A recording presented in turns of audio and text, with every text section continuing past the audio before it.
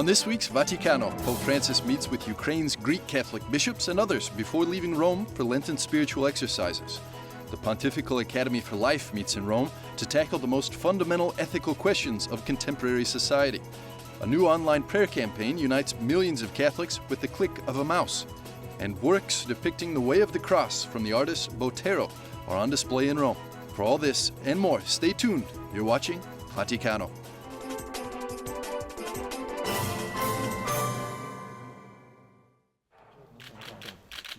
On Saturday, March the 5th, Pope Francis received the 6 bishops who make up the permanent synod of the Ukrainian Greek Catholic Church.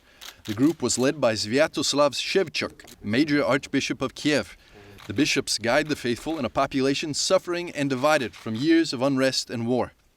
On the occasion of their visit, Pope Francis gave the bishops a letter in which he renewed his deep gratitude to and closeness with the suffering people of Ukraine. On Friday, March the 4th, participants in a course on the Internal Forum were received by Pope Francis in audience. The week-long course, which is held annually by the Apostolic Penitentiary, is designed for priests and seminarians to learn the correct administration of the sacrament of reconciliation, that is, confession. The Pope gave them directions about how to become channels of mercy. Mercy, the Holy Father said, before being an attitude or human virtue, is an unfailing choice by God in favor of every human being for their eternal salvation, a choice sealed by the blood of the Son of God. On the same day, Pope Francis received a delegation from 2 organizations associated with other Christian denominations, the Waldensian Table and the Synod of Waldensian and Methodist Churches. The meeting followed up on Pope Francis' June 2015 visit to a Waldensian church, while in the Italian city of Turin on a visit. He then asked Waldensian Christians to forgive the Catholic Church for past persecutions. During his Angelus address on Sunday, March the 6th, Pope Francis expressed his sadness about the murder of 4 missionaries of charity and 12 other people at a home for the elderly in Aden, Yemen, 2 days prior. Gunmen entered a home for the elderly and went room to room, handcuffing victims before shooting them.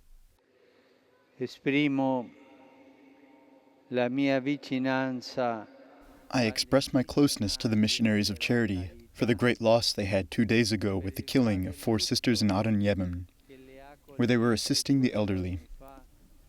I pray for them and for the other people killed in the attack, and for their family members.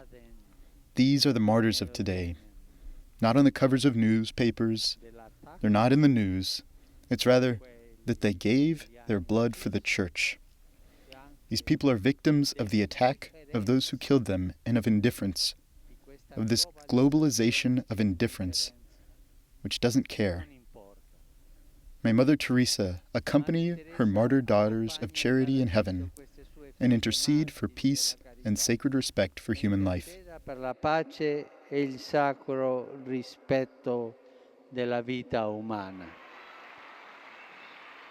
After his Angelus meditation, Pope Francis asked the people to pray for him during his Lenten retreat. I ask, please, for your prayers for me and my staff, who from tonight until Friday will be in spiritual exercises.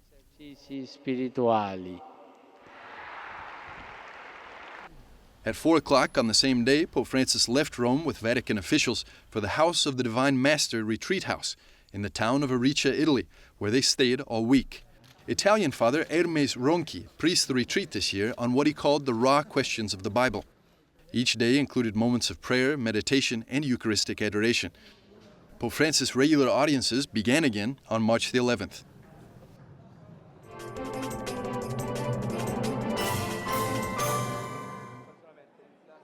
In the face of Europe's major refugee influx, a new initiative is bringing them safely and legally to a European country. The project is called Humanitarian Corridors, organized and paid for by a conglomerate of Christian groups, including the Catholic St. Egidio community, working together with the Italian government. On February the 29th, the Foreign Minister of Italy himself welcomed 93 refugees to Rome's airport. I think it's important in 2 ways. One, we are saving many migrants, at the end 1,000 of them, from smugglers, human traffickers, from the risk of their route towards Europe. And second, I think we are giving a message. And the message is that we don't need new walls, new fences to solve the migration crisis. But apart all of this, we need humanitarian corridors, because if this message will be extended from several countries in Europe, and not only in Europe, I think we can have a safe way to reduce the illegal migration and to extend a new form of migration with the guarantees for the weaker people that have a right to asylum in Europe. These men, women, and children were in Lebanon after fleeing from Syria's civil war. They've been granted humanitarian visas, a major step out of danger and towards a better future. Instead of life-threatening sea crossings by way of illegal smuggler bands, they've arrived safely on a direct commercial flight from Beirut. We are well. We are happy that we have finally arrived and that we made it to Italy on an airplane. There is hope now for a future. I am happy and thankful for the opportunity given by the Italian government and Sant'Egidio to the people who live in those camps to change their plans and to take an airplane and to make a different trip that is more safe. The lives of these people seeking refuge from war were changed concretely by the joint effort of Sant'Egidio community and Italy's evangelical churches. Sant'Egidio's president said that, fortunately, they were able to open a door for the refugees. Oggi a Roma si apre una porta di umanità. Today in Rome, a gate of humanity opens. For us Catholics, during this Jubilee year of mercy, in the world many holy doors have been opened.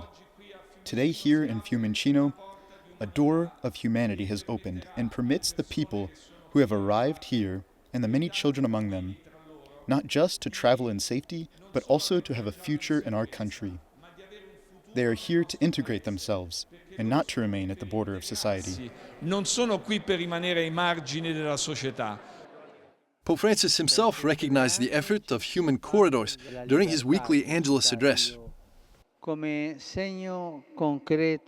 As a concrete sign of commitment to peace and life, I want to mention and express admiration for a humanitarian initiative for refugees, launched recently in Italy. This pilot project, which combines solidarity and security, allows you to help people fleeing war and violence, as refugees have already moved to Italy, including sick children, disabled people, war widows with children, and the elderly. The organizers hope to have set an example for other countries to follow. Stay tuned. After the break, we see why members of the Pontifical Academy for Life were gathered in Rome.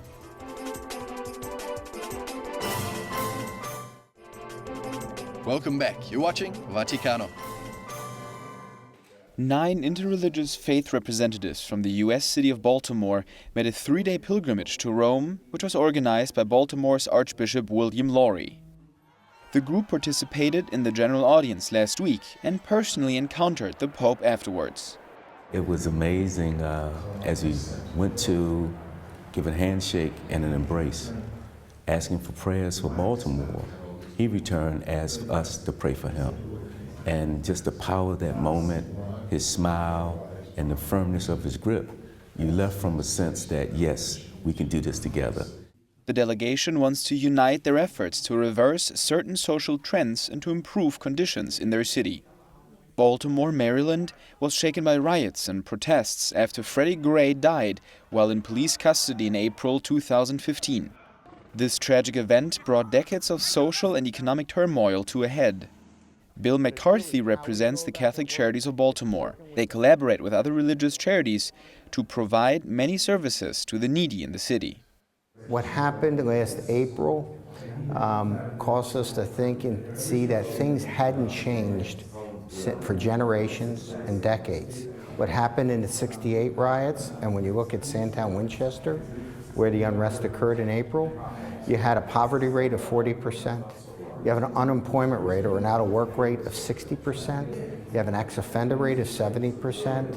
And you also had a school absentee rate of about 50%. We had begun to talk about how could we work more effectively together, whether it's delivering social services, whether it's simply listening to the community, whether it is helping young people get a good education, building the family structure, all of these things. Archbishop Laurie is hopeful that the interfaith leaders' time together will lead to real and lasting change.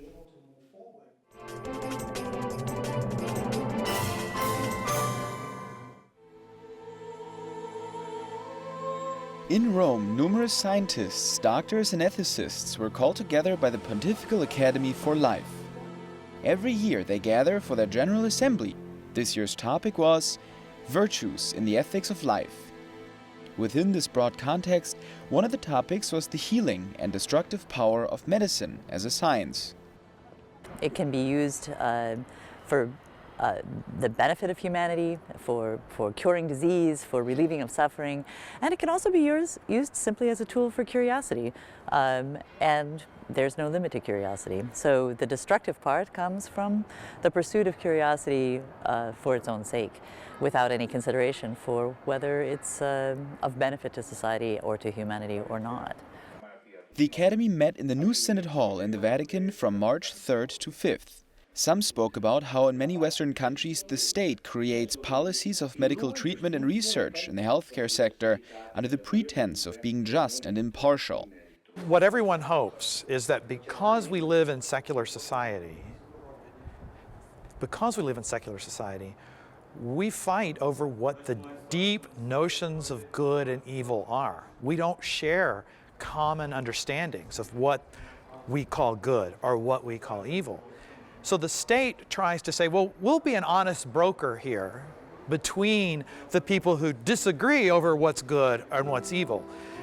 However, the state, in creating procedures and policies and law, in trying to create that, tries to be the honest broker and claims to be the honest broker, right? But every state has certain notions of what it means to be a good person, or what it means to be an individual, or what it means to be a person who can make my own decisions. It's not neutral. It has a certain robust understanding of what I am as an individual. So the state is deploying not neutral procedures, but very thick moral procedures with the law. So there's no such thing as neutrality in secular states. Another focus was the role of doctors within the medical field.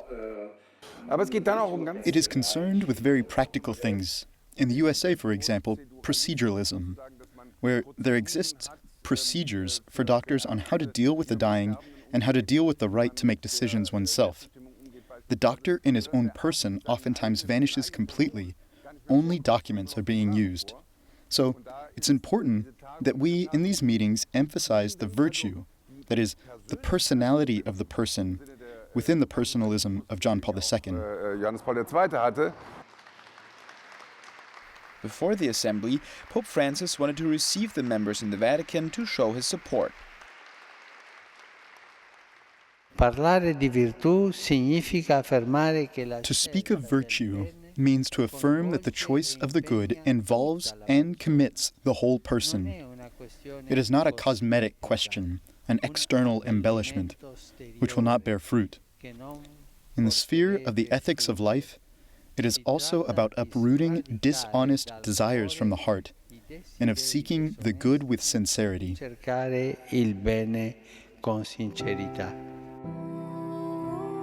Established in 1994, the Pontifical Academy grew out of a friendship of St. John Paul II and scientist Jérôme Lejeune and their interest in promoting life. Lejeune was founder and first president of the Academy and was best known for the discovery of the link of disease to chromosome abnormalities.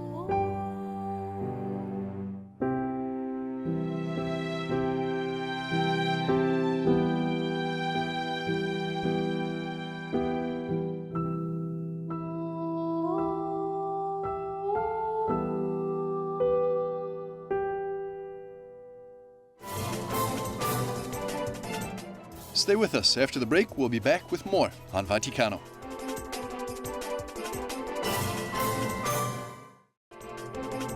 Thanks for watching. This is Vaticano. Prayer just became easier, a little bit more creative, and somewhat more accessible thanks to a new application called Click to Pray.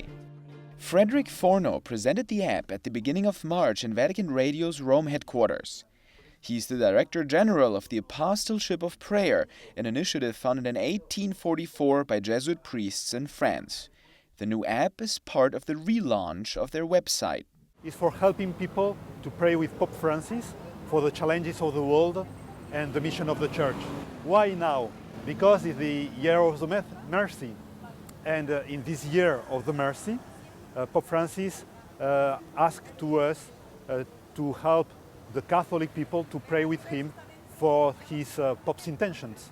That's why we find this way for helping more easily people to pray with him. I think that is a very special and good idea, project, because, you know, this institution is a very old institution that could walk with many, many generations in the history for the prayer.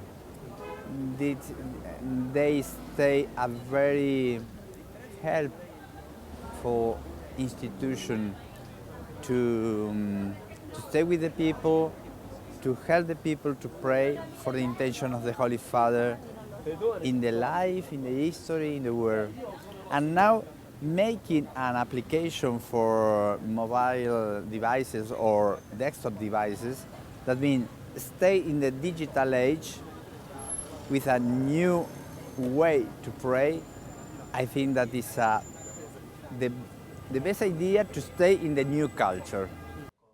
The aim of the app is clear: prayer, but it offers 3 different features. Number 1, you can pray with Pope Francis for the challenges of the world and the mission of the Church. Second, you can pray together with all the members of the Pope Francis official prayer network, because you have a wall where people can upload their own intentions. And number 3, you have 3 moments with Christ during the day where you will find and you will also receive special prayers, daily prayers that change every day, just made for you in the morning, in the evening, and in the night. The app connects the user with thousands of people who find purpose in praying every day for the challenges of humanity and for the mission of the Church. It lets the user share his or her own prayer intentions for all to pray.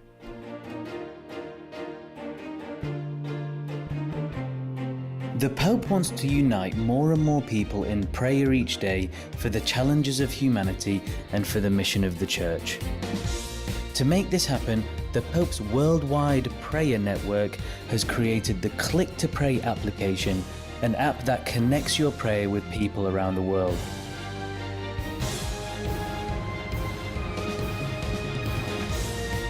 Download Click to Pray because together we make each day different.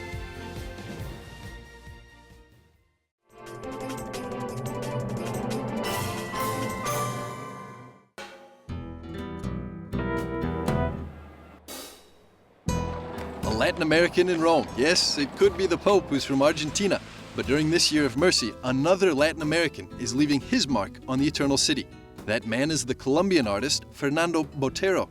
The Roman Expositions Palace has an extraordinary cycle of paintings on display right now, all centered on the way of the cross, or Via Crucis, as depicted by the secular artist Botero.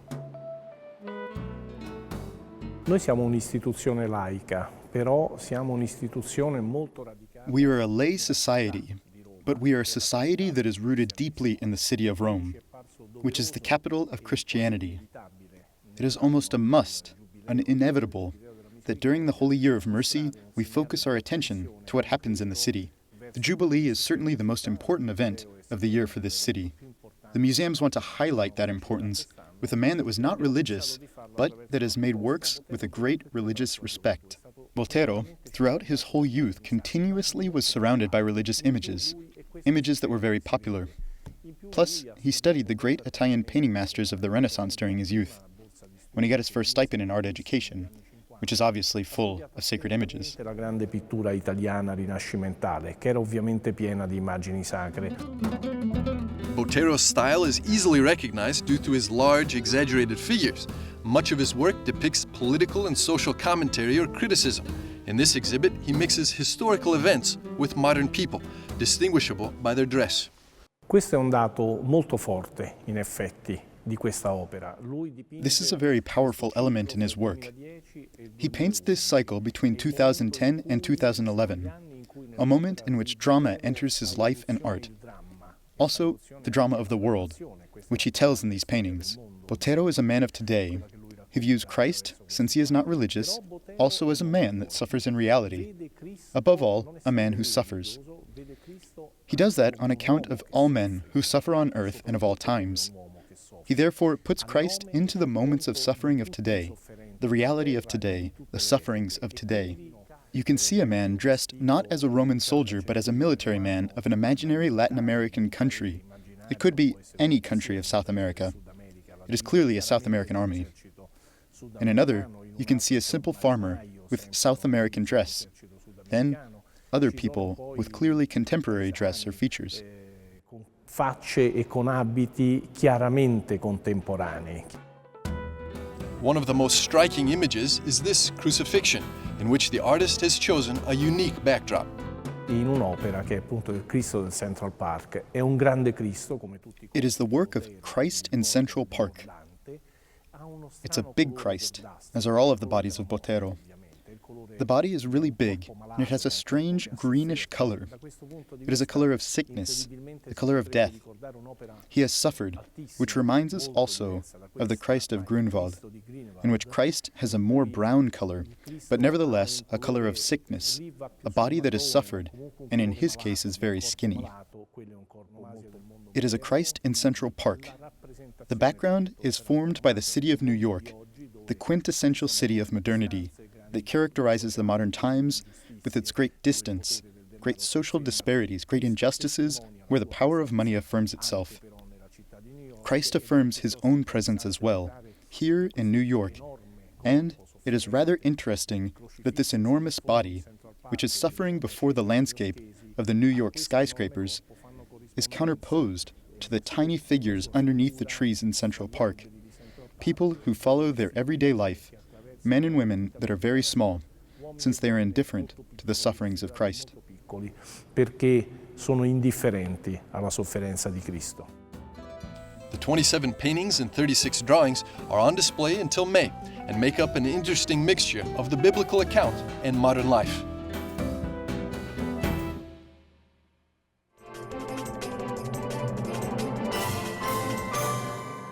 We're in the Vatican Painting Gallery in front of the amazing Transfiguration painted by Raphael Sanzio, commissioned by Giulio de' Medici, who was a cardinal up in Provence, France, eventually became Clement VII.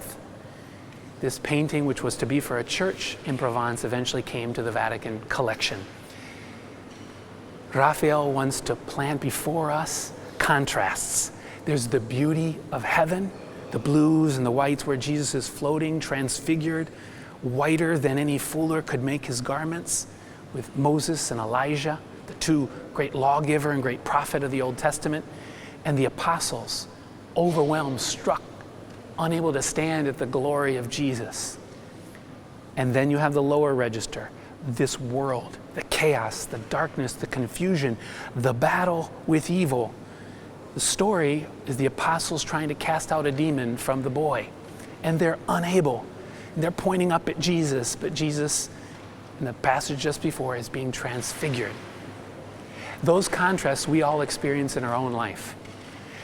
We appreciate, we meditate on the beauty of Jesus. We're overcome by it, we're in love with it, we're faithful. But then we enter into our daily lives and there's the contrast, the difficulty of transforming that order at work and at home and in our children's lives and our own health.